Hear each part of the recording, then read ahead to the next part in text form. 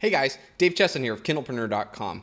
Everybody talks about getting an email list, and as an author, it really is important. But the problem is, most people really just don't know what to do with them. In many cases, they'll just get them, they'll set it up, and they'll start sending a couple of emails about their latest book. But what's that going to do for you?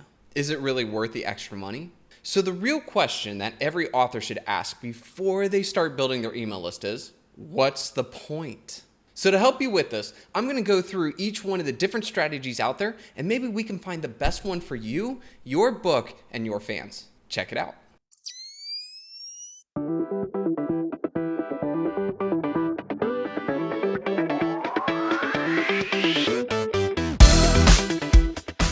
Now, I won't lie to you. Every time I go to write an email, I get a little scared.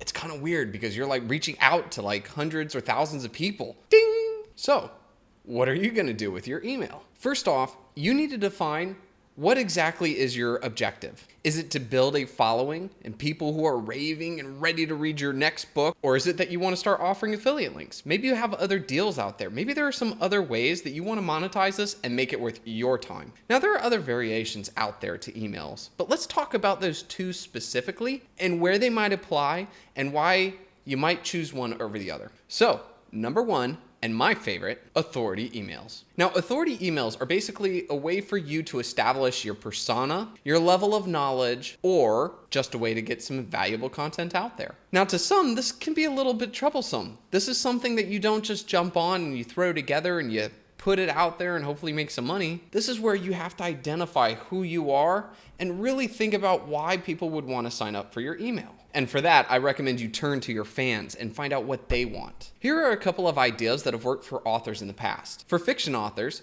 try to find what interests your readers. Is there a current event or a movie coming out that's all about the kind of subject that you're writing? Is there a genre or topic that people are trying to stay on top of? Are there other books in your niche that people are reading? Basically, you want to make it easy for people to stay in the know of the things they enjoy by providing that content. This will get them to want to click on your emails, and more importantly, it'll want them to actually read your book when your next one comes out. For nonfiction authors, it's important to continue to focus on the information that really drove people there. Did they have a pain point? Did they have something that they were really worried about? Well, find resources, information, even content on somebody else's website to be able to provide for them. Another important factor to authority emails is to make sure you don't lose who you are inside of them. In Kindlepreneur, I like to make it kind of funny. Well, hopefully you find it funny.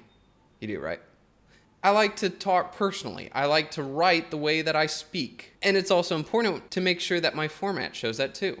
I do personal emails. It's not a beautiful template with pictures here and there, but it's all a part of the idea that I'm creating. So keep that in mind as you start to put together your authority email. But remember, as Gary Vaynerchuk would say, make sure that you're putting in the jabs. Make sure you continue to provide the information that they need so that when the time comes, you come in for the sale. Or as he puts it, the right hook. And if you haven't read the book yet, Jab, Jab, Jab, Right Hook, highly recommend it. Totally. Now, the second kind sort of has a bad connotation, okay? But it doesn't mean it's terrible. In this case, you've given people a reason to give you their email. And in return, you're providing them with offers of legitimate products or services that are out there. Now, if you go overboard, yes, that'll be spammy. But if somebody signed up for, say, something like working out, and you provide them with a meal plan or schedules or other programs to help them meet their goal, then you, my friend, are supplying them with what they want. So, to wrap it all up, we have two major strategies that you need to think about: authority and affiliate. So ask yourself, what is the flavor you want to portray in your emails? And start doing research about whether it's the information you intend to supply or the affiliate opportunities that are out there. It's okay to mix and match. It's okay to do 90% authority and then 10% affiliate, or the other way around. But if you start your email list without a specific strategy, you will flounder. And your people, your fans, your followers, they'll get confused and they'll forget who you are and they will not open up your email. So I want you to take a second and think about what kind of email represents you, your business, and your goals. Once you have an idea of these three things, you'll have more focus. And when you have more focus, you'll have much better conversion rates. I hope this helps as you start down that road of email. It's crazy world. It really is. But once you get into it, and once you start to develop who you are, it becomes much easier. Hey, thank you guys so much for your time, and I hope you enjoyed this video. And remember, Stay frosty. Cheers.